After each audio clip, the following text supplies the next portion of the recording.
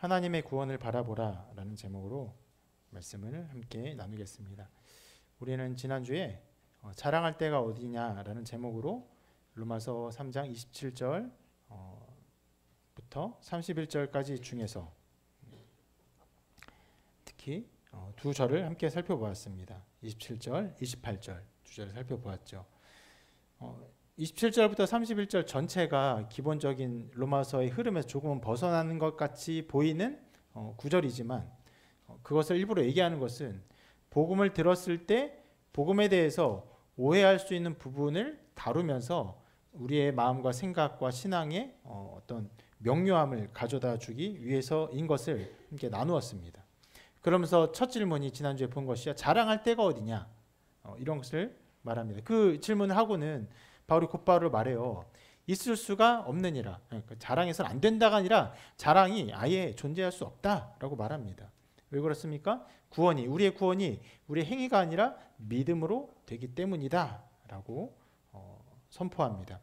여기서 믿음을 생각할 때 행위 대신에 믿음이라는 식으로 접근한다면 실은 그 믿음이 어떤 면에서는 또 다른 행위가 됨을 우리가 살펴보았습니다.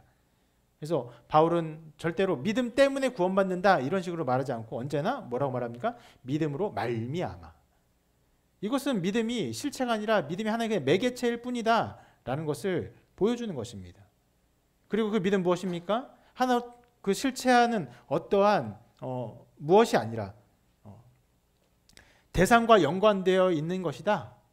그리고 그 대상은 무엇입니까? 바로 이 믿음은 바로 예수 그리스도에게 연관되어 있는 것. 그리스도 하신 일, 그리스도의 존재. 그분의 어떠함을 볼 때 그분의 존재와 사역의 어떠함 속에서 우리의 마음에 어떠한 것들이 작용하는 것이 믿음인 것이죠. 그래서 이 믿음엔 여러 가지 요소들이 담겨 있어요. 세 가지 요소입니다. 깨달음, 그리고 받아들임, 헌신입니다. 그렇기 때문에 그리스도께서 하신 모든 일로 말미암아 나타나는 것이 우리의 믿음이기 때문에 우리는 자랑할 수 없고 자랑한 일 아예 있을 수 없다라는 걸 살펴보았고, 그리고 실은 마지막에 중요한 걸 살펴보았죠. 이 예수 그리스도를 믿는 믿음이 없을 때 하나님의 아들이 우리를 위해서 하신 그 모든 일을 바라보며 그것을 의탁하며 그것을 의존하며 그래서 모든 것을 드리는 이런 일이 없을 때 우리의 영혼은 어떤 가운데 있습니까? 자랑하는 가운데 있어요. 자기를 자랑합니다. 자기를 드러내요. 그렇게 하지 않고는요, 자기 존재가 견딜 수 없습니다. 지난주에 그런 부분을 살펴보진 않았지만 얼마나 사람들이 SNS를 하면서 자기를 드러내고 나타내려는데 거의 목숨을 겁니까? 실제로 SNS에 자기의 어떠함을 드러내려고 하다가 그런 사진을 찍고 영상을 찍다가 죽는 사람이 많죠. 이것은 일종의 종교예요. 자기 자랑함을 드러내는 것, 자기가 높아지려는 것, 자기가 옳다 인정을 받는 것. 자, 그런 질문을 함께 살펴봤고 오늘은 두 번째 질문 살펴봅니다. 이렇게 바울이 질문합니다. 하나님은 다만 유대인의 하나님이시냐? 또한 이방인의 하나님은 아니시냐? 이렇게 질문해요. 그리고 곧 대답하죠. 진실로 이방인의 하나님도 되시느니라. 할례자도 믿음으로 말미암아 또한 무할례자도 믿음으로 말미암아 의롭다 하실 하나님 한 분이시니라. 자, 이 질문인데 어떤 면에서 이 질문과 대답은 우리에게는 그다지 중요하지 않은 것처럼 보입니다. 왜 그렇습니까? 이 질문과 답이 그 당시 초대교회 당시의 그리스도인들, 특히 그 중에서도 유대인들에게 하는 말이기 때문에 그렇습니다.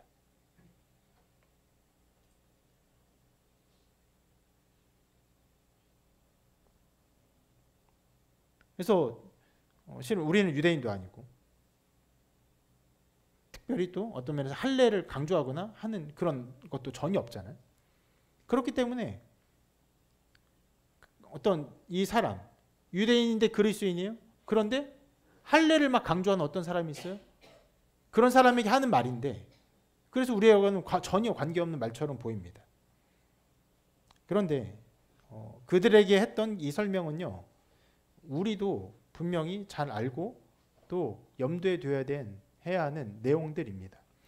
이것을 차근차근 살펴볼 텐데, 차근차근 바울이 이 말을 하게 된 어떤 배경을 알기 위해서 오늘 말씀은 어떤 면에서는 꽤 오랫동안에 성경 강의처럼 이렇게 나타납니다. 그걸로 채워집니다.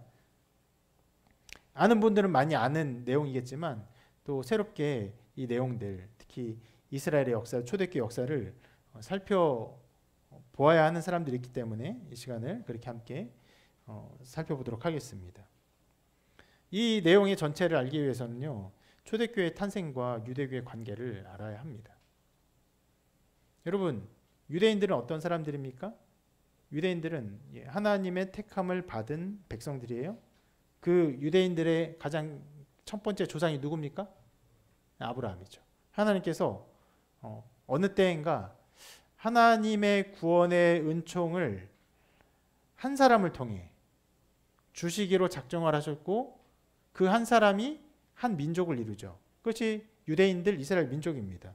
그래서 하나님은 아브라함을 택하셨고 아브라함의 자손에게 율법을 주셨어요.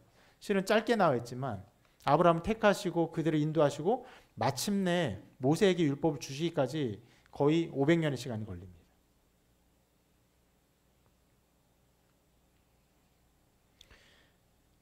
그러니까 짧게 말했지만 이것이 이스라엘 민족이에요. 이스라엘 민족이 그렇게 하나님으로부터 택함을 받았고 율법을 받았고 어떤 면에서 구약 성경의 말씀들을 계속 받아왔습니다. 그리고 그들은 이 율법 안에서, 십계명 안에서, 하나님의 말씀 안에서 하나님의 뜻을 이루며 살기 위해 애를 쓰며 살았죠. 그런데 이스라엘 민족의 역사는 평탄하지 않았습니다.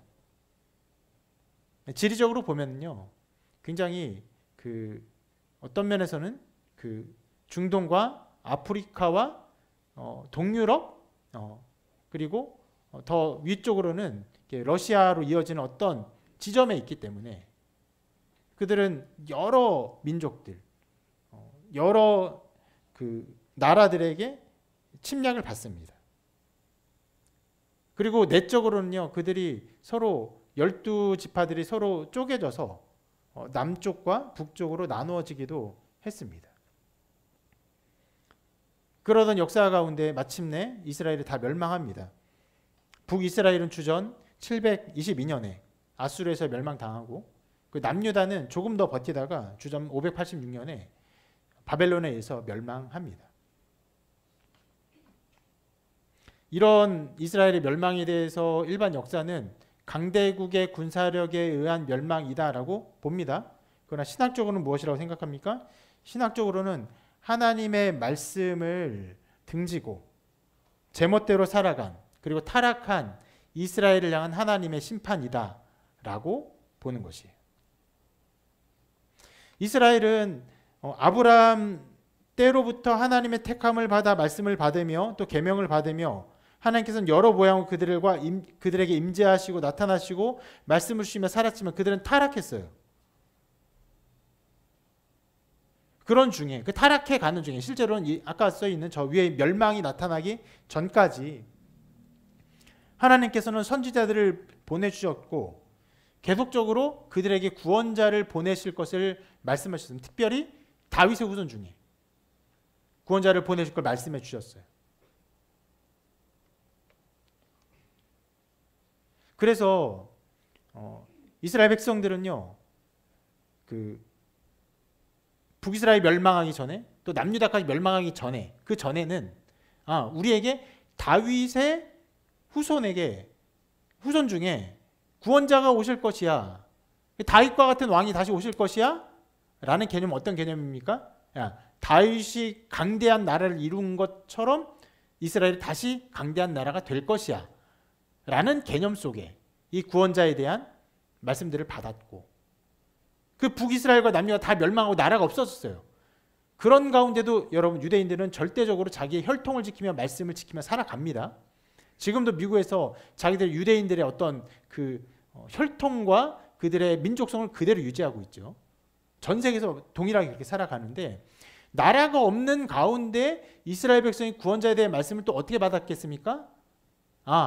하나님께서는 다윗의 후손 중에 구원자를 보내셔서 우리에게 다시 땅을 주시고 다시 민족을 부흥케 하시는 그날이 오게 될 것이야. 다윗의 영광과는 같지 않을지라도 그런 회복을 주실 것이야 라는 개념 속에서 이 말씀들을 받아왔어요. 그렇게 그들은 오랫동안 이 구원자에 대한 말씀을 받으면서 메시아 사상, 메시아가 오실 것이야, 우리를 구원할 그분이 오실 것이야 라는 생각을 가지고 살았습니다. 그러던 중에 마침내 이 땅에 구원자가 오셨죠. 바로 예수님이 인간으로 오셨습니다. 삼위일체 하나님의 이 위격이신 성자께서 인간으로 오셨어요. 그리고 완전한 인간으로 오셨습니다. 그런데 메시아를 기다렸던 이스라엘 백성들이 예수님을 어떻게 생각했습니까? 예수님을 인정하지 않았어요.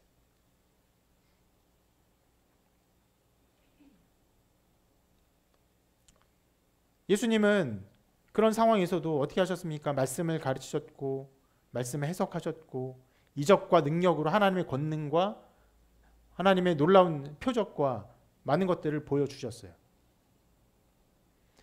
그 상황에서 이 유대인, 이스라엘 백성에 큰 균열이 생깁니다. 예수님을 믿는 사람, 그리고 믿지 않는 사람으로 나누어져요.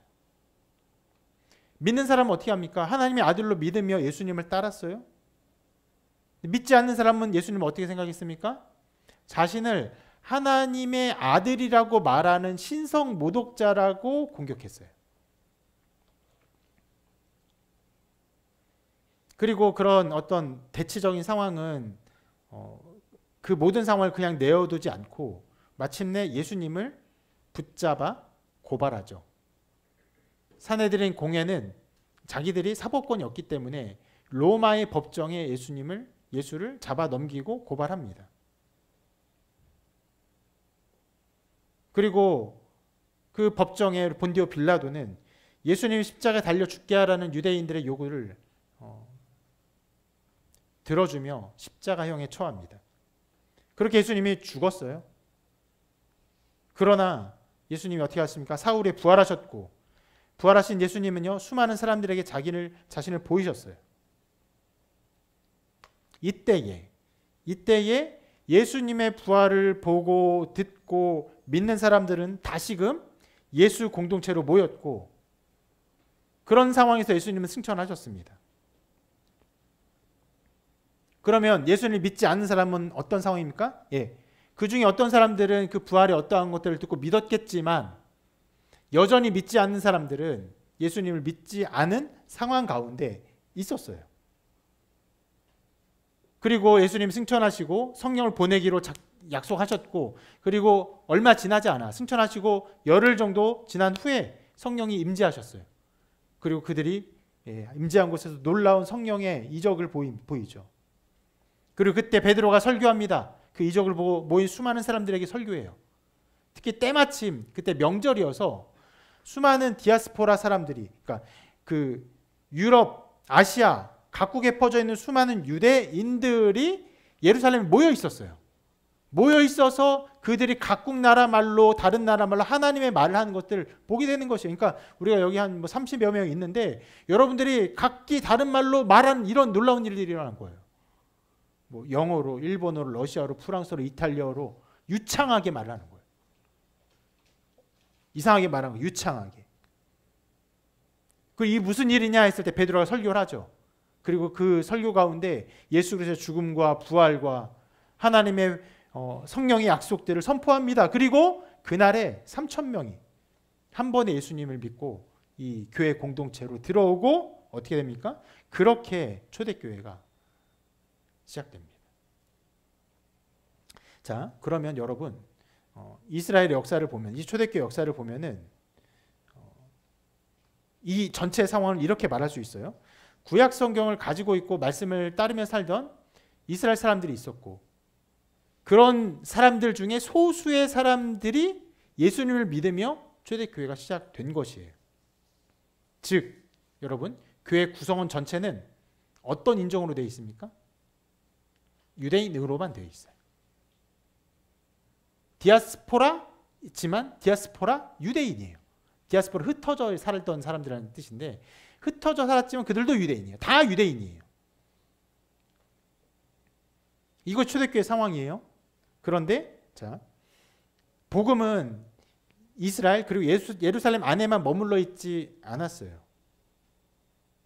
어떤 면에서는 꽤 수동적으로 복음이 퍼져나가게 되는데 여러분 예수님을 죽였던 사람들 사내린 공회원도 그렇고 또 예수님을 십자가에 못 박아 죽게 하라는 수많은 그런 예수를 믿지 않았던 많은 사람들이 초대교회를 보고 어떻게 생각했을까요? 저 사람들도 하나님을 믿는 사람들이니 우리가 동등한 사람이라고 생각했을까요? 아니죠. 그렇지 않았죠. 동일한 생각이에요. 신성 모독자의 추종자들 그렇게 생각했습니다. 그래서 핍박합니다. 엄청난 핍박을 가해요. 초대교회가 모세와 하나님을 모독한다고 하며 그들을 잡아 가두기도 심지어 죽이기도 합니다. 그런 핍박의 상황에서 제일 처음 죽은 사람이 누굽니까? 스데반이죠. 그리고 그 스데반이 실은 어떻게 죽습니까? 돌에 맞아 죽어요. 많은 사람들이 돌을 던져서 그 맞아 죽어요. 실은 그런 장면을 우리가 영화로 가끔 보는 일이 있지만 실제로 볼 수 있는 것도 아니고 그걸 실제로 보았을 때 말할 수 없는 잔인함에 고통스러워서 차마 다 보지 못하게 될 것입니다. 그렇게 돌에 맞아 죽는데 그때 돌에 맞아 죽을 때 이 스데반은 하나님의 신성을 더럽힌 자로 돌에 맞아 죽어 마땅한 자야 라고 생각하며 증인으로 서 있던 사람이 누구냐면 바로 지금 로마서를 쓴 바울입니다. 사울이죠. 자, 교회를 향한 핍박은 점점 더 거세집니다. 그래서 바울이 어떻게 합니까? 예수 믿는 자를 남녀를 막 잡아다가 옥에 가두고 그런 일이 계속 벌어져요. 엄청난 정말 성경에서 큰 핍박이라고 말하는데 이 큰 핍박은 정말 뭐 그레이트 이런 거다 휴지 이런 걸로 표현되는 무자비하게 강력한 핍박이 예루살렘 교회에 일어난 것이에요. 이게 초대교회 사람들 어떻게 합니까? 이제 흩어져요. 살 수가 없어서.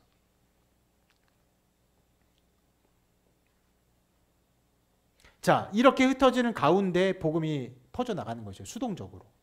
가깝게는 이방인 취급받았던 실은 이제 유대인이라고 할 수 있는데 이방인 취급받았던 사마리아 사람들에게 복음이 전해집니다. 그리고 마침내는 어디까지 갑니까? 나중에 이방인에게까지도 복음이 전해져요. 그런데 여러분, 이방인에게 복음이 전해지는 일은요, 굉장히 어려운 일이었습니다. 왜요? 유대인들은요, 자기들이 선택받은 백성이고 하나님의 선택받은 민족이라는 생각을 가지고 있었고 그것이 너무나 강력했어요. 이게 너무나 강력해서 복음을 이방인에게 전하는 일이 얼마나 하나님의 뜻에 합당한 일인가를 하나님께서 알려주시기 위해서 어떻게 합니까? 베드로에게 특별한 환상을 보여주시죠. 이거를 하나님께서 어떤 면에서는 이 환상을 통해서 바꿔 가셨어요. 그때 베드로가 복음을 이방인에 전하고 어떤 어려움에 처하게 되는데 그 상황을 성경이 이렇게 기록하고 있습니다. 이 부분 같이 한번 읽어볼게요. 시작. 유대에 있는 사도들과 형제들이 이방인들도 하나님의 말씀을 받았다 함을 들었더니 베드로가 예루살렘에 올라갔을 때 할례자들이 비난하여 여러분 이런 게 일어난 거예요. 유대에 있는 유대인들이 이방인이 하나님의 말씀을 받았다는 얘기를 들었어요. 그리고 베드로가 이제 예루살렘을 갑니다. 그러니까 예루살렘에 있는 할례자들, 누구예요? 유대인들이에요. 유대인들 중에서 왜 할례자라고 말하면 유대에 있는 그리스도인들 중에서 할례를 중요시 여긴 사람들이 있었거든요. 그 사람들이 비난한 거예요. 여러분 이해가 안 되죠. 우리로서는 되게 이해가 안 되는 상황입니다. 일본 가서 복음을 전해서 일본 사람들이 예수 믿었어요. 그랬더니 그 선교사를 비난한 거예요. 그런 상황이 벌어진 것입니다. 자, 이제 지금 이것이 11장 1절 2절이죠. 그래서 이 내용을 계속 쭉 기술해요. 베드로가 이 모든 상황을 설명합니다. 그리고 그 뒷부분 가서 이렇게 말합니다. 제가 읽어볼게요. 그런즉 하나님이 우리가 주 예수 그리스도를 믿을 때 주신 것과 같은 선물을 그들에게도 이방인에게도 주셨으니 내가 누구에게 하나님을 능히 맡겠느냐. 이런 식으로 그러니까 어떻게 변호하는 거예요. 하나님이 이방인에게 성령 주신 걸 내가 뭐라고 막는 거냐. 하나님이 하신 일이다라고 변호하고 있는 것이에요. 그래서 이 결과 뭐라고 기록하냐면 이렇게 기록합니다. 그들이 이 말을 듣고 잠잠하여 하나님께 영광을 돌려 이르되 그러면 하나님께서 이방인에게도 생명 얻는 회개를 주셨도다.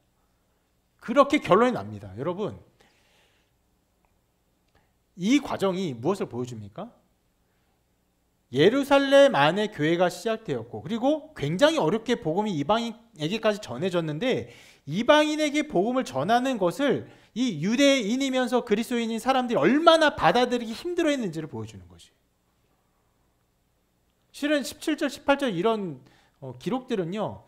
후대의 그리스도인이 다시 보기에는 굉장히 부끄러운 말들입니다. 그러면 하나님께서 이방인들에게 생명 회개를 주셨구나. 그걸 그제 깨닫는 거예요.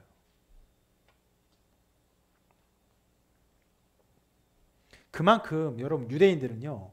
그 초대 교회에 있는 유대인들은 이 복음이 이방인에게 퍼져나갈 것을 정말로 생각하지 못했고 실은 그 퍼져나간 상황에서도 그것에 반대하며 비난하는 일까지 서슴지 않았어요. 그것을 설명한 베드로도 그것을 반대하는 것을 꾸짖는 것이 아니었어요. 어떻게 했습니까? 소상히 설명했어요. 소상히.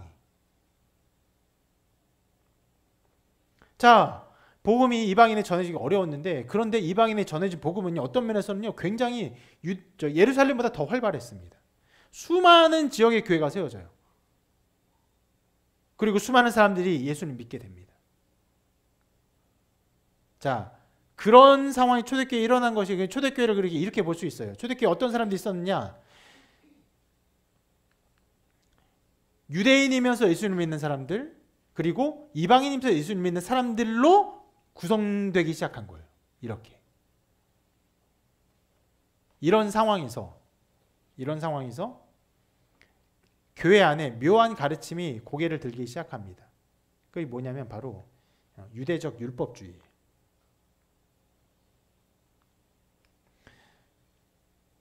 뭐냐면 유대인들이 그동안 지켜왔던 어떤 계명들, 대표적으로는 할례. 그래서 자꾸 할례자 이게 나오는 거예요. 할례. 또 다른 것은 정결법. 이것들을 지켜야 한다라는 어떤 개념들이 그 안에 점점점 퍼져나가기 시작하는 것입니다. 교회에 나타난 이 유대적 율법주의의 어떤 어려움을 보여주는 상황이 있는데 갈라디아에서 그것을 이렇게 기록하고 있습니다. 말씀 보지 않고 제가 상황만 설명드릴게요. 베드로가 그 이방인들과 교회에서 식사를 하다가 예루살렘에서 어떤 유대인 무리들이 오게 되는 것을 보게 됩니다. 그렇게 어떻게 합니까? 그렇게 먹다가 그것이 그들이 오는 것을 소식을 듣고는요. 그 자리에서 물러가요. 그러니까 식사를 중단합니다. 왜요? 여러분, 이방인과 함께 식사하는 것은요.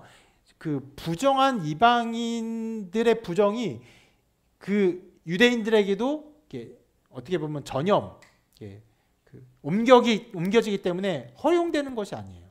실은 여러분 예수님의 사역을 보면 예수님께서 죄인들과 식사하는 것 때문에 많은 어떤 공격을 받습니다. 왜 죄인들과 밥을 먹느냐? 왜 죄인들과 정결 예식 가운데 온전한 식사를 않고 그들과 함께 식사하면서 부정케 되느냐? 예수님과 제자들은 도대체 왜 그런 건 자꾸 그런 질문을 받아요. 심지어 그런 상황이요.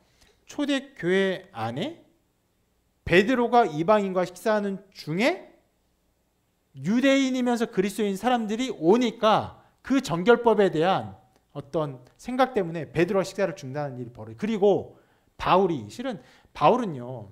그 당시에 교회의 위상으로 보면 바울과 베드로는 위상이 비교가 안 됩니다. 베드로는 어떤 면에서 교회 반석이에요.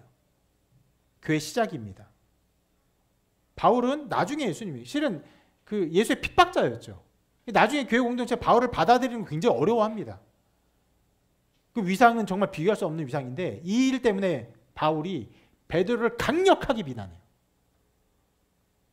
엄청나게 강력하게 비난합니다.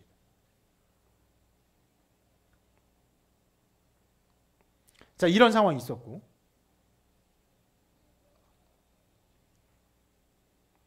그러니까 이것을 보여줍니다. 교회 안에 여전히 유대의 정결 예식을 지키는 행동들이 있었고 베드로조차 이방인 식사하는 것을 보이는 것을 굉장히 꺼려하는 것이. 또 한 가지가 바로 예루살렘 회의라는 것이 벌어지는데 굉장히 교회 안에 중요한 어떤 규례들, 규칙들, 어떤 교리들을 세우기 위해서 첫 번째 회의가 크게 벌어집니다. 그 회의가 일어나기 전의 상황을 말씀이 이렇게 기록하고 있어요. 한번 같이 읽어볼게요. 시작.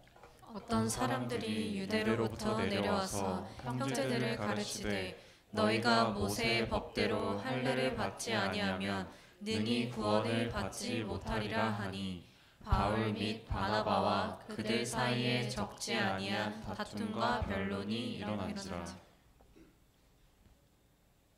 어떤 사람들이 유대로부터 내려와서 할례를 받아야 한다. 어떤 사람은 당연히 그리스도인이에요. 자, 유대에 있는 그리스도인들의 이방인 교회에 와서 너희들 이방인들아, 너 이방인 그리스도인 너희도 할례를 받아야 돼라고 그것을 명료하게 가르친 거예요. 어떤 일이 벌어집니까? 그러니까 바울하고 바나바 그리고 그것을 가르친 사람들한테 엄청난 다툼이 일어나요.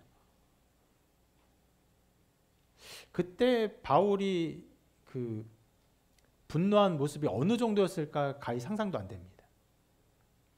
베드로와의 문제에서 베드로가 식사에서 물러가는 것에 대해 바울이 공개적으로 베드로를 비난할 정도 바울은 이 복음에 진심인 사람이었는데 이 유대 그리스도인들이 와서 그거 할례를 받아야 된다 이렇게 가르치니까 정말 사생결단이었을 거예요. 그런데 이 사람들도 쉽게 물러나지 않았어요. 그러니까 어떻게 됩니까? 이것 때문에 회의가 벌어진 거예요. 만약 할례를 받아야 된다. 유대적 율법주의가 교회 안에서 힘을 얻지 못하고 어떤 세력을 갖지 못하고 가르침에 대한 어떤 인정을 받지 못했다면요. 바울이 그냥 꾸짖고 비난하고 쫓아내면 될 거예요. 그런데 그렇게 하지 못했어요. 이 변론이 일어나니까 예루살렘에서 엄청난 회의가 일어나게 됩니다. 자, 여러분 이 모든 상황이 초대교회에서 나타난 상황이에요. 자, 다시 한번 좀 설명해. 교회 안에는 먼저 유대인들만 있었어요. 어떤 사람들이에요? 그들은 할례를 중요시 여기던 사람들이고 여러 정결 예식을 중요하게 지키는 사람들이었어요. 원래부터. 예수님 믿기 전부터. 그런데 자, 이 사람들을 마음과 신앙 속에서 할례가 중요해요? 예, 중요해요. 정결식 중요해요? 예, 중요해요. 그런데 이것이 초대교회 때는요. 그다지 크게 드러나지 않았습니다. 왜 그래요? 모든 그리스도인들이 다 할례 받은 사람이에요. 그 말을 할 필요가 없어요. 그리고 모든 사람들이 유대인이니까 함께 식사를 하는데 정결 예식 가운데 식사하는데 아무 문제가 없었어요. 그런 상황이 벌어진 것입니다. 그런데 아까 말한 것처럼 이방인들이 점점 들어와요. 이방인과 교제하기 시작합니다. 그러니까 어떻게 합니까? 교회 안에 있는 이 유대인들이 할례를 강조하기 시작하고 그리고 유대인만 있었다가 이방인까지 있으니까 그 정결 예식까지 강조하기 시작하고 심지어는 이렇게 할례를 받지 못해 구원을 받지 못한다는 것까지 나아가기 시작한 거예요. 이것 때문에 바울이 오늘 이 말씀을 하는 거예요. 그러니까 초대교회에 이러한 악유와 다툼과 여전히 남아있는 유대적 율법주의에 너무 강력하게 그 세력을 구축하고 있기 때문에 이렇게 말하는 것이에요. 하나님은 다만 유대인의 하나님이시냐 또한 이방인의 하나님 아니시냐 진실로 이방인의 하나님도 되시느니라. 할례자도 믿음으로 말미암아 또한 무할례자도 믿음으로 말미암아 의롭다 하신 하나님 한 분이시니라. 모든 사람이 다 동일하게 믿음으로 말미암아 구원을 받는 것이다. 그러니까 믿음으로 말미암아 구원을 받는 것을 설명하면서 굳이 할례자나 무할례자나 다 동일하게 그 어떤 것도 아니라 믿음으로만 구원을 받는다는 것을 얘기하고 있어요. 자, 이렇게 설명하니까 어떤 면에서는요, 이 모든 말씀이, 바울이 설명한 이 모든 얘기가 우리와는 굉장히 거리가 먼 자리인 것으로 더욱 보여집니다. 왜냐하면 여기서 그 누구도 할례를 강조하지도 않고 정결 예식을 강조하지도 않고 하지요. 바울이 가르친 우리와는 관계없는 것처럼 봅니다. 지난주 거는요, 자랑할 때거든요. 신앙이 굉장히 중요한 부분이기 때문에 자랑하면 안 되는 것이다. 그 논의의 그 계지는 어디까지 갑니까? 믿음이 과연 무엇인가? 우리 마음의 깊은 곳에 있는 자랑이라는 건 과연 무엇인가? 영혼의 깊은 것까지 만지는 일을 해요. 그런데 이것은 굉장히 우리와는 관계없어 보여요. 율법? 할례? 그것을 가르치는 일? 없잖아요. 그런데 여러분, 이야기가 우리와 굉장히 가까이 있는 것은요, 우리가 지금까지 살펴본 모든 이야기가 그 유대적 율법주의의 어떤 이야기들, 심지어는 이제 또 살펴보겠지만 구약에 나타난 이스라엘 백성들의 어떤 신앙의 잘못된 부분, 이 모든 것들은요, 인간의 본성에 대한 이야기예요. 어떤 본성이요? 아주 중요한 건데, 자기의 행위로 옳다 인정을 받는 것입니다. 절대로 끊어지지 아니야. 어떤 면에서는 절대로 우리가 벗어날 수 없는 것입니다. 내가 옳은 행위를 하고 그것으로 말미암아 인정을 받는 것.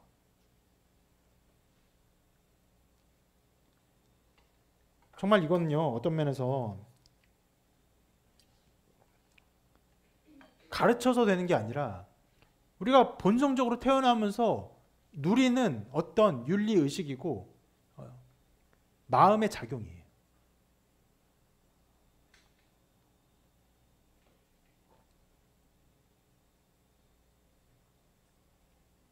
아이들이 자라면서, 형제들이 있으면 자라면서 형이 좋은 행동을 해요. 그럼 그것 때문에 엄마가 기분 좋아서 형한테 뭘 사주면 자기도 그것을 뭐 더불어 사주는 일이 있지만, 형이 좋은 일 했어요. 엄마, 형이 좋은 일 했으니까 그거 내 거야. 내가 잘한 일이야. 나한테 좋은 거 사줘. 이런 개념은 전혀 없어요. 모든 사람은요, 자기가 옳은 일을 하고 그것에 대해서 자기가 보상을 받아야 한다는 개념을 가지고 살아갑니다. 그래서 여러분, 전 세계의 모든 종교를 보면요, 다 이 개념 안에 담겨 있습니다. 무엇이요? 내가 옳은 것을 해야 돼요. 잘못하면 어떻게 해요? 잘못한 데서 보상을 해야 돼요. 그것에 대한 무엇을 받아야 돼요. 종교가 아니라도 윤리적인 모든 태도 가운데 사람들은 이 개념 속에 살아갑니다. 어떤 올바른 일을 하고 그래서 인정받기를 바라요. 아무도 이 일에 자유로운 사람이 없습니다. 이 일이 유대인들에게도 아주 지독하게 나타나는 것이. 그것이 어떻게 나타났냐면, 실은 그들에게 하나님께서 그 구약의 말씀을 주시고 율법을 주셨는데 그 모든 것들을 오인하고 잘못 적용할 정도로 내가 이것을 잘하고 인정받는 생각의 틀로 말씀을 주신 것과 말씀을 주신 목적들을 다 어그러뜨릴 정도로 이 잘못된 태도로 살아와요. 하나님께서 구약 말씀을, 율법을 이스라엘 백성에게 왜 주셨습니까? 그들에게 율법을 주신 것은 그것을 지켜서 의롭게 되려 주신 것이 아닙니다. 율법의 목적은 이것이에요. 율법을 다 지킬 수 없는 것을 깨닫게 하기 위해. 너희는 그런 존재야. 너희는 이 율법을 다 지킬 수 없는 존재야. 이것을 깨닫게 하시기 위해서. 실은 율법을 주시고 율법뿐 아니라 또 그것도 주십니다. 율법을 지키지 못했을 때 그것에 대해서 사죄해야 하는 무엇입니까? 바로 제사법을 주시죠. 이렇게 제사 드려. 너희가 율법 어겼어? 그러면 그 죄를 속하기 위해서 이렇게 제사를 드려. 제사법도 주셨는데 실은 제사법도요. 네. 죄가 없는 잼을 어린 양의 죽음으로 대속하면 알게 하신 것인데 이것도 하나의 그림자에 불과합니다.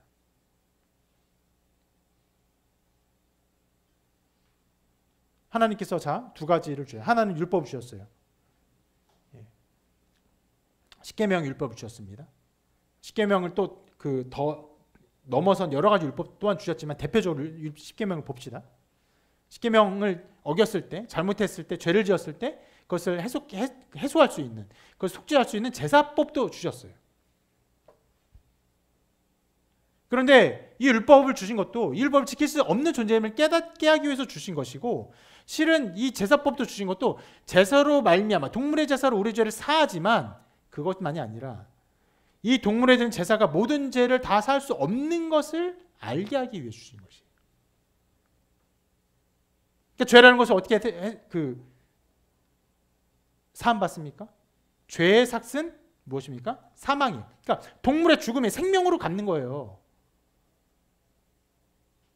생명으로 갚는 것인데 실은 그것만 주신 것이 아니라 그것으로 다 할 수 없다는 것을 알게 하셨어요. 이것을 알기 위해서 여러분 율법의 실은 굉장히 중요한 포인트인 10번째 계명을 알아야 됩니다. 그것이 바로 율법이 마음의 문제인 것을 보여주거든요. 자, 10계명 10번째 계명 한번 읽어봅시다. 같이 읽습니다. 시작. 내 이웃의 집을 탐내지 말라. 내 이웃의 아내나 그의 남종이나 그의 여종이나 그의 소나 그의 낙이나 물은 내 이웃의 소유를 탐내지 말라. 자, 이 말씀이 내 이웃의 집을 훔치지 말랍니까? 아니에요. 탐내지 말라요.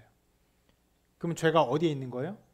그 남의 집을 훔친 것에 죄가 있는 것입니까? 아니에요. 남의 집을 탐낸 탐심의 마음에 있는 것이. 십계명은 살인하지 말라. 살인 안 해야 되는구나. 간음하지 말라. 간음 안 해야 되는구나.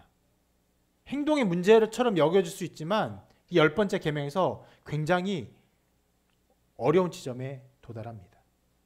탐내지 말라. 마음의 문제요? 마음의 문제예요? 여기까지 가는 거예요.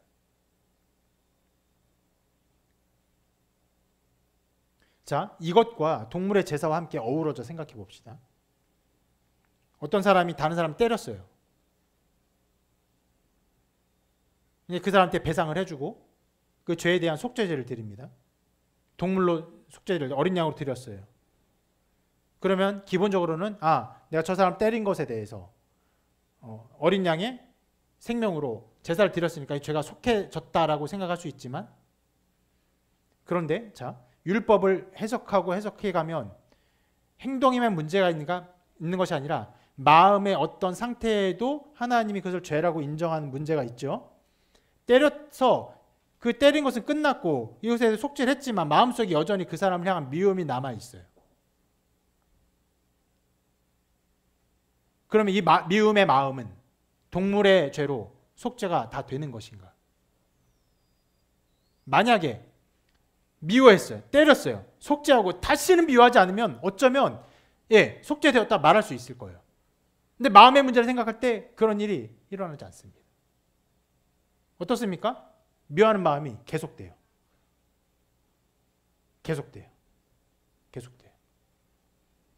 그러면 이 죄를 속하기 위해서는 어떻게 해야 됩니까? 어떻게 해야 돼요? 이 동물의 제사가 어떻게 드려져야 돼요? 영원히. 계속.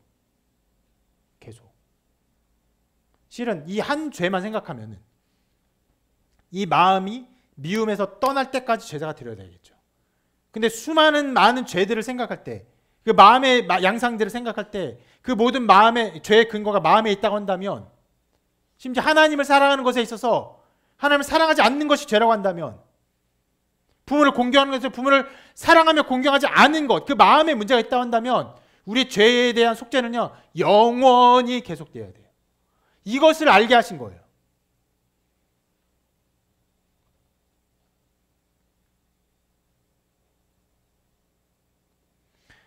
이것을 해결하기 위해서는 영원한 제사가 필요한 것이에요. 그리고 이 모든 것 가운데 자, 하나님이 율법을 주셨어요. 죄를 깨닫게 하셨어요. 죄를 속하는 어떤 방법을 주셨어요. 그런데 이것이 영원히 다 모든 것을 해석하지 않아요. 근데 하나님은 이 모든 것들을 통해서 우리를 인도하시기를 원하고 우리를 이끌기를 원하신다는 선하신 하나님을 바라보고 신실한 하나님을 바라볼 때 무엇을 바라봐야 되느냐? 하나님은 우리의 모든 죄를 깨끗게 하실 것을 원하시는데 하나님께서 이러한 우리가 드리는 동물 제사가 아니라 영원한 제사를 통해 우리를 완전히 속죄하실 어떤 일을 마련해 주실 것이다 라는 하나님에 대한 믿음까지 나아가야 되는 것이에요. 그 구약의 백성들은 바로 이 믿음을 통해 구원을 받는 것입니다. 신실하신 하나님, 자비로운 하나님, 은혜로운 하나님.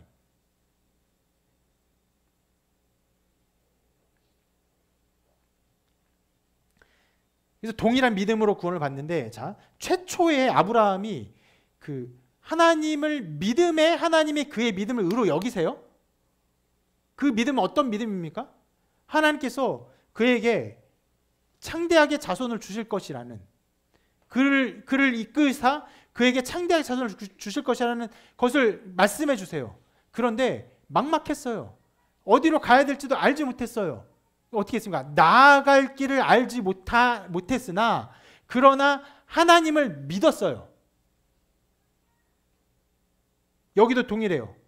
이 모든 율법과 제사를 생각할 때 내 죄가 다 속해지는 것을 알지 못하겠어. 두려워. 정말 나는 계속 이 마음의 죄의 양상 속에서 끝나버릴 것 같아. 그런데 하나님이 이 모든 것을 통해 마침내 우리를 구원하실 어떤 방법이 있을 것이야. 나아갈 방법을 전혀 알지 못하지만 하나님께서 우리를 인도하실 것이야 라고 하는, 나아갈 길을 알지 못한 하나님을 믿는 믿음 가운데 구원을 받는 것이에요. 그리고 나중에 마침내 이 모든 일에 대한 하나님의 구원의 방법을 선명하게 보여주셨죠. 무엇입니까? 하나님의 아들이시며 제 이위께신 아들 성자께서 우리를 위해서 죽으시고 영원한 제사를 드리시고 그분을 믿음으로. 그럼 그 이후로 어떻게 구원받습니까? 예, 동일한 믿음인데 이제는 선명해요. 구체적이에요. 전에는 정말 어둠 속에서 희미하게 저 바깥에 있는 비상구 불빛으로 어떤 글자를 읽는 것 같았다면은 이제는 태양빛 아래서 글을 읽는 거예요. 모든 것을 선명하게 알 수 있어요. 예수 그리스도, 그분을 통한 구원의 은혜를 바라보는 것이.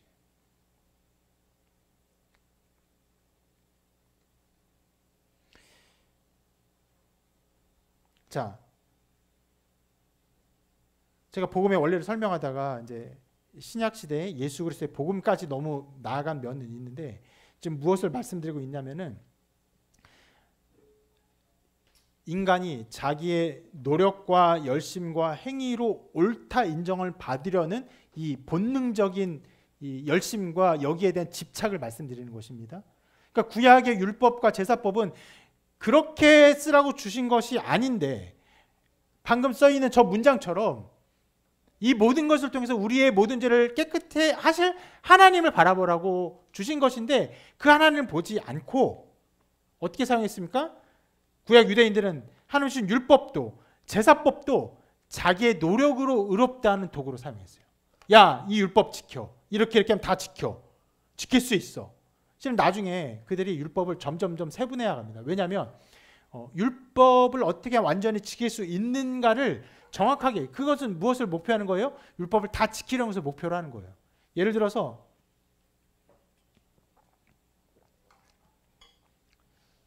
안식일에 일을 하면 안 돼요. 안식일 일이 그럼 무엇이 일이에요? 안식일에 그러면 자 이렇게 한 걸음 가면 일이에요? 그게 일이면 아무도 가만히 그럼 이렇게 보는 게 일이에요? 안 되잖아요. 그래서 안식일에 걷는 건 일이 아니야. 그러면 걸어요? 사람이 하루에 몇 킬로 걸을 수 있습니까? 맘 먹고 걸으면 한 4, 50킬로 걸을 수 있어요. 엄청나게 걷습니다.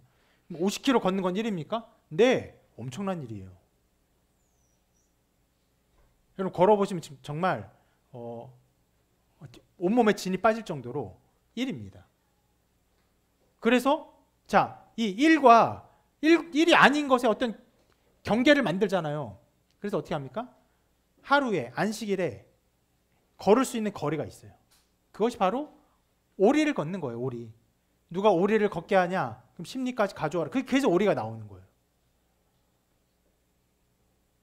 지금도 유대인들은 그렇게 율법을 지키려고 하죠. 그래서 전에도 말씀드린 엘리베이터를 이용합니다. 근데 엘리베이터 타려고 누르는 것이 어떤 노동이기 때문에 유대인들이 운영하는 건물의 엘리베이터는 안식이 되면 어떻게 합니까?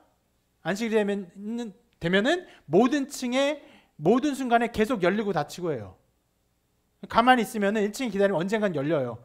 그러면 가만히 한 걸음 들어가면은 난 일하지 않았지만 안 했어요. 누르는 거 어떤 것도 안 했어요. 그런데 얘가 열리고 닫혔으니까 나는 그냥 그 살짝 이동했을 뿐이에요. 얘가 나를 10층까지 올려줬어. 2층, 3층, 시간 좀 걸려. 5층, 6층, 10층. 그 열렸으니까 내렸을 뿐이에요. 이런 식으로 율법을 세분화합니다. 무엇을 목표로 하는 거예요? 이것을 지킴으로 의롭다함을 받으려는 것이. 그들은 하나님이 이 주신 율법, 이 율법과 제사법을 통해 무엇을 바라보라는 것입니까? 하나님의 구원하심, 하나님의 자비하심, 이것을 바라보라고 한 것인데 그것을 바라보지 아니하고 무엇을 바라본 것이에요? 이것을 통해 우리가 율법을 지킴으로 우리가 의롭다함을 하는 것을 바라보는 것이.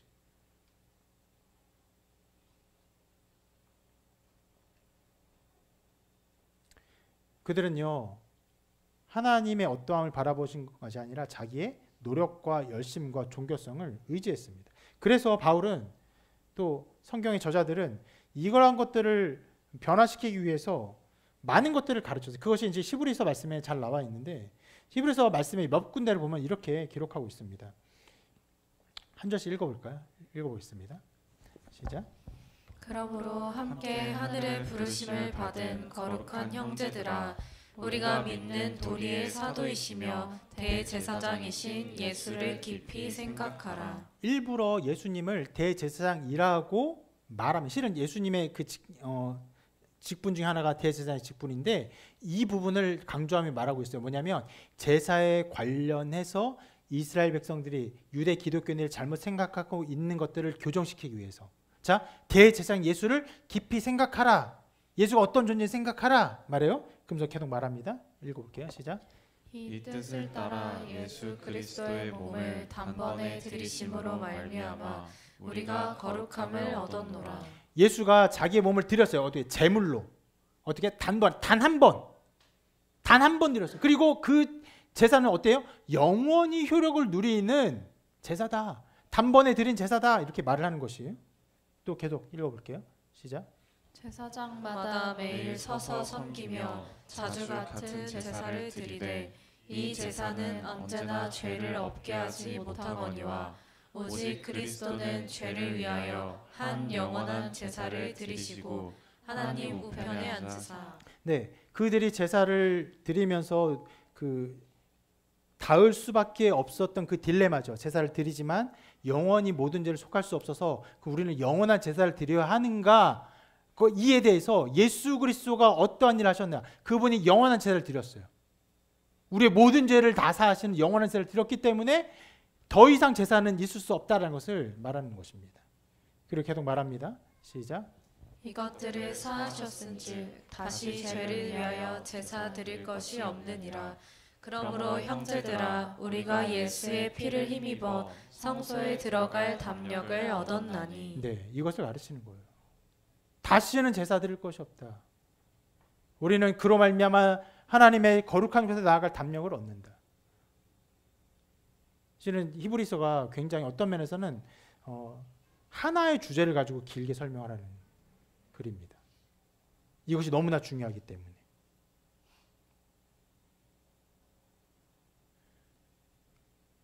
근데 이런 말씀들이 히브리서에 이렇게 길게 기록되었다는 것은요, 실은 우리가 읽고 있는 이 말씀의 그 배경을 설명하는 것이에요. 무엇입니까?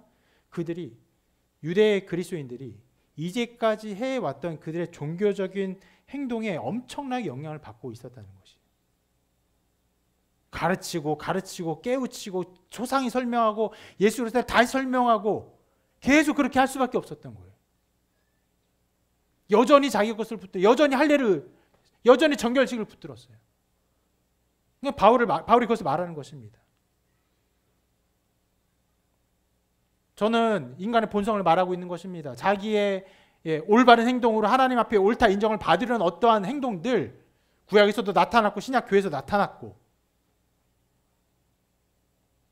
여러분 이것은요 그 이후의 역사에 여러분 이렇게 초대교회가 시작되고 복음이 선포되고 성경이 이제 다 정립이 되고 그리고 교회 역사가 시작됩니다. 그러면 자기의 행동을 의지하고 자기의 열심을 의지하는 일들은 그러면 잦아들고 이 말씀의 선포 속에서 초대교회의 가르침과 교회 가르침은 아름답게 열매를 맺었는가?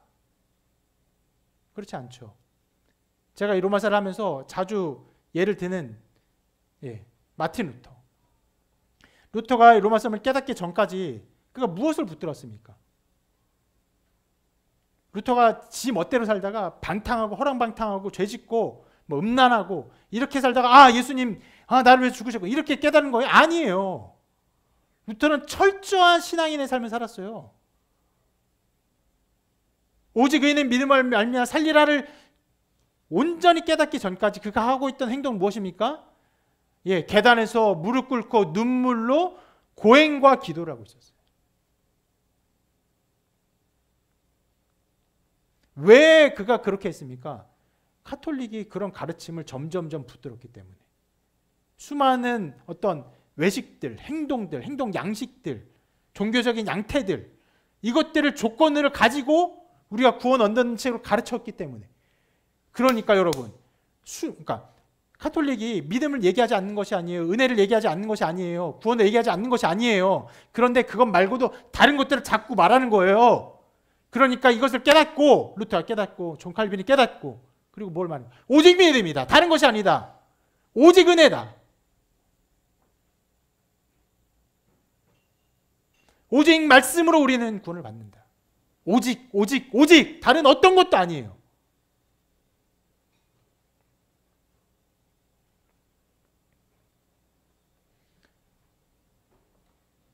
여러분 꽤 긴 역사를 살펴보았습니다. 율법을 처음 받았던 아브라함의 역사 때부터 그때도 유대인들이 말씀을 통해서 어긋났고 초대교회 때도 어긋났고 1500년대쯤에 종교개혁이 일어날 때도 여전히 어긋났어요. 지금은 어떨까요? 여러분 지금도 마찬가지. 예수 그리스도의 죽으심과 부활, 그분의 사역, 영원히 드려진 그분의 속죄, 화목제물로 드려진 주님의 그 모든 사역을 의지하지 아니하고 자기의 종교적인 행위를 의지하는 일들이 언제나 나타납니다. 이 말씀을 준비하면서 이 말씀에 대한 여러 해석을 또 보고 또 여러 설교를 보고 또 이러한 예에 대해서 여러 가지를 보면서 로이드 존스 목사님은 1970년대에 돌아가셨는데 그러니까 주로 사역하던 때가 1940년대, 50년대 이 언저리예요. 그때에 영국에서 신앙생활 잘하던 한 사람의 예를 듭니다. 그 사람은 부모님도 그리스도인이고 자기도 그리스도인이에요. 그런데 자기에게는요 이러한 정말 회심의 복음 이런 것들이 필요하지 않다고 생각했어요. 부모님이 그리스도인이 자기도 그리스도인이라고 생각한 것입니다. 구원의 복음과 회심은 누구에게 필요하냐? 저 빈민굴에 있는 사람들, 교회 밖에 있는 사람들에게 필요하다고 생각했습니다. 자기처럼 교회 안에서 자라난 기독교에서 자라난 사람들 그리고 어떻게 해요? 정기적으로 예배하며 모든 어떤 교회의 일들에 참여하는 사람들에게는 이런 복음이 필요 없다고 생각했어요. 어떤 것을 의지하는 것입니까? 예수 그리스도를 의지하는 것이 아니에요. 자기의 종교적 어떤 행위의 그 걸음들을 붙들고 있는 것이에요. 저는 또 다른 예를 말하고 싶습니다. 기도하다가 은혜를 받은 사람들의 예를 말하고 싶어요. 교회 다니고 신앙생활 하면요. 예배 드리고 때로는 수련회를 가고 여러 집회에 참여합니다. 부흥회를 하기도 하죠. 거기에 많은 은혜를 받아요. 막 울면서 기도하는 어떤 그런 경험들을 하게 됩니다. 감동이 있어요. 감동의 그런 시간들이 끝난 이후에는 그 마음속에 그런 생각이 듭니다. 이제 정말로 선하게 살아야겠다. 좋은 마음인 것 같아요. 그래서 말씀을 들으며 기도하며 어떤 마음이 들었기 때문에 앞으로 선하게 살아야겠다 이런 생각이 들었냐 이런 얘기들을 물어보면은 여러 가지 말을 합니다. 한켠에는 이런 말을 해요. 내가 했던 지나간 일에 대한 부끄러운 마음이 들었습니다. 근데 나를 위로하신 하나님 마음을 또 느꼈어요. 또 다시 죄를 짓지 않고 살아야겠다 이런 마음의 생각도 들었습니다. 그래서 앞으로 정말 죄 짓지 않고 선하게 살아야겠다는 이런 결심하게 되었습니다. 이런 말을 해요. 여러분 굉장히 교묘한데 이 안에 복음이 없어요. 이 안에 예수 그리스도의 죽으심과 부활이 없어요. 그분의 영원한 속죄 사역이 없어요. 단번에 드려진 영단번에 한 번 드려지고 영원히 속죄하시는 그분의 능력이 없어요. 무엇이 있습니까? 죄에 대해 부끄러워하는 마음, 그래서 고치려는 나의 열심, 이 아름다운 음악과 많은 것들에 감동받은 나의 어떤 마음의 좋은 양상들에 의지하고 있는 것이에요. 여러분 물론요 예수 그리스도를 믿어서 믿는 것 때문에 내 죄를 슬퍼하고 내 죄에 대해 안타까우고 하나님의 마음을 느끼고 앞으로 잘 살겠다는 마음이 다양하게 나타날 수 있어요. 그런데 참 묘하게도 이 예수 그리스도의 십자가의 보혈과 은혜를 바라보지 않고 생각하지 않고 이것의 개념도 없이 이런 일이 나타나기도 하는 것이에요. 이것이 바로 종교성을 의지하는 인간의 교묘함입니다.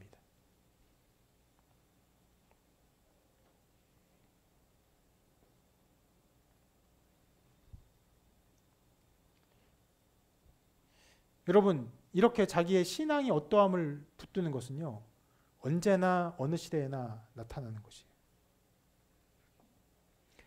제가 수없이 말하는 제가 정말 예수님을 믿었다라고 하는 그때 그 전에 저의 모든 양상이 그런 것이었어요. 정말 더 열심히 기도했으면 좋겠다.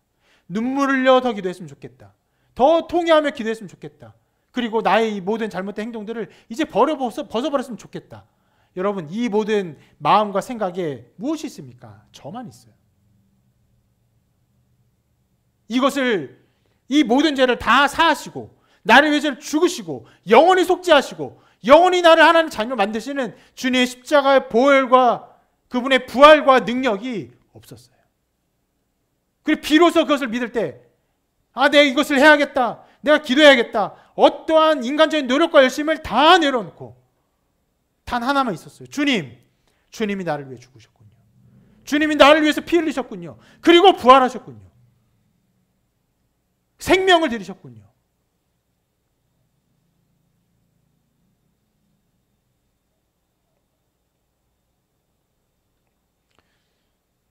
여러분 이런 모든 루터의 어떤 고행과 기도, 실은 루터가 고행과 기도할 때 혼자 하지 않았어요.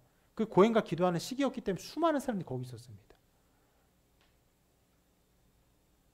그 모든 사람들이 붙들었던 것, 구약의 수많은 유대인들이 붙들었던 것, 초대교회 또 많은 사람들이 복음을 넘어서면서 할례를 받아야 된다 말하며 그들이 붙들었던 것, 제가 붙들었던 것, 그 모든 것들은요 오늘 말씀에 나온 할례를 붙들었던 유대인들의 태도와 다를 것이 아무것도 없는 것이에요.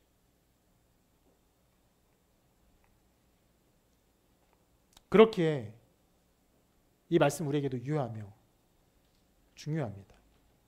하나님 오직 하나의 방법으로 구원하십니다. 할례 아니에요. 어떤 노력 아니에요. 우리의 수고 아니에요. 우리의 열심 아니에요. 뭐라고 말합니까? 곧 예수 그리스도를 믿음으로 말미암아 모든 믿는 자에게 미치는 하나님의 차별이 없느니라.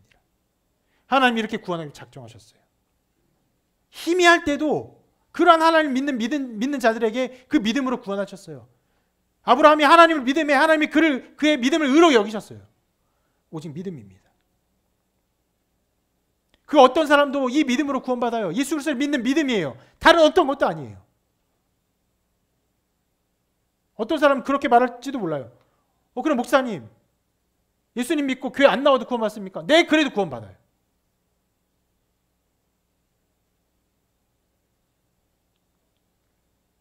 그건 약간 그런 느낌인 것 같아요. 근데 저 사람 사랑하는데 저 사람하고 결혼하는데 결혼하고 따로 살아도 됩니까?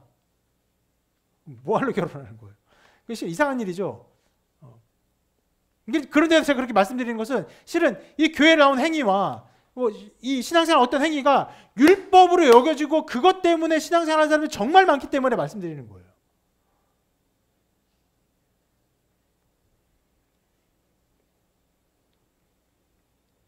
할례자는 어떻게 구원받습니까? 바울이 말합니다.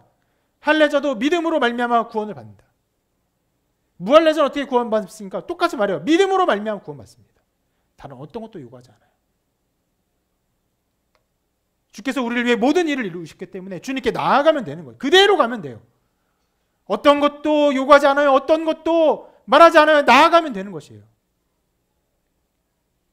사람마다 주님께 나아가는 양상은 다릅니다. 삭개오 같은 사람은요, 나무 위에 올라갔어요. 어떻게든 주님을 만나기 위해서. 그러면 주님 만나는 것이에요.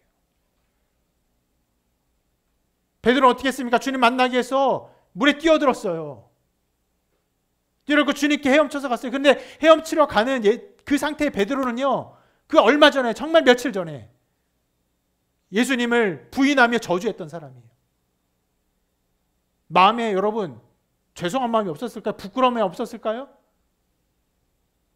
그럼에도 불구하고 주님께 나아가는 자는 구원 얻어요. 실은 베드로와 비슷하게 자기 행동에서 부끄러워하고 정말 후회하고 아파한 또 다른 한 사람이 있었어요. 누굽니까? 가룟 유다예요. 유다는 후회하고 어떻게 했습니까? 자살했어요. 그는 멸망받았어요. 어떤 면에 자기의 행동에 후회하고 그래서 자책하고 그래서 아파하는 것은요, 베드로보다 유다가 더 강했어요. 여러분, 그런 것들을 구원받는 것이 아니에요. 주님께 나아가는 자가 구원받습니다. 부끄러워도 나아가면 구원받아요. 민망해도 나아가면 구원받아요. 나아가면서 베드로가 주님, 내가 다시는 주님 배반하지 않을게, 그런 식으로 나아가지 않았어요. 그냥 그 모든 부끄러움을 알고 그래서 아는 주님께 나아갔어요. 그리고 구원받았습니다. 이처럼 여러분, 상황이 다르지만 모든 주님께 나아가는 모든 사람은 구원받았습니다. 아무것도 몰라도, 연약해도, 시골의 그 할머니도 아무것도 몰라도 예수 믿으면 구원받는다고 듣고 주님께 나아가면 구원받았어요.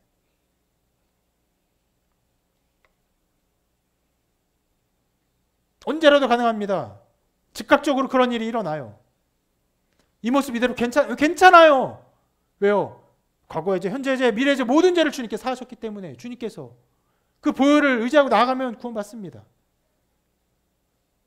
성경에 나오는 모든 하나님의 백성들은요, 복음을 즉각적으로 받아들인 사람들입니다.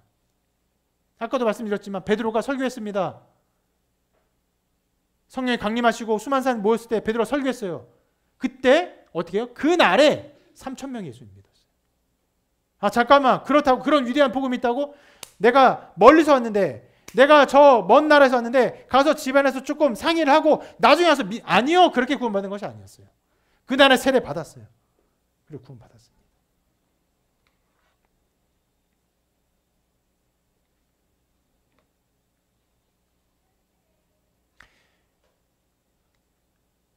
복음을 즉시로 듣고 즉시로 믿은 모든 사람 다 구원받아요. 차별이 없이. 왜요? 왜 차별이 없습니까? 이들에게 미치는 하나님의 능력, 예수 그리스도의 십자가의 능력이 영원하기 때문에, 그것 때문에 차별이. 만약에 이 안에 우리의 공로, 우리의 노력과 우리 열심히 조금이라도 담긴다면 차별이 있을 수밖에 없죠. 그리고 그 차별이 우리를 다 멸망에 이르게 할 것입니다.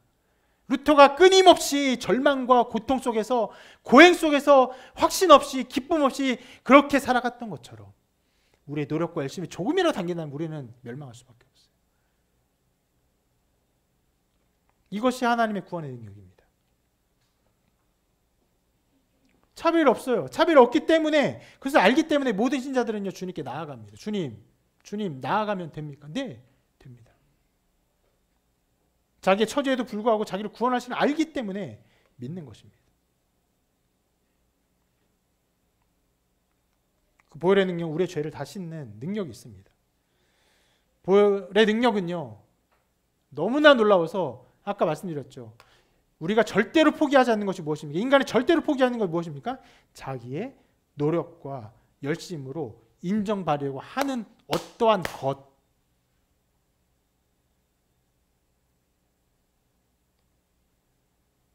이것조차 덮어버립니다. 우리의 모든 노력, 열심을 다 덮어버리고 우리를 완전케 합니다. 조금도 남김없이 완전하게 의롭게 합니다. 이 복음을, 이 예수 그리스도의 보혈을 믿는 여러분이 되시기를 주님의 이름으로 축원합니다. 우리 함께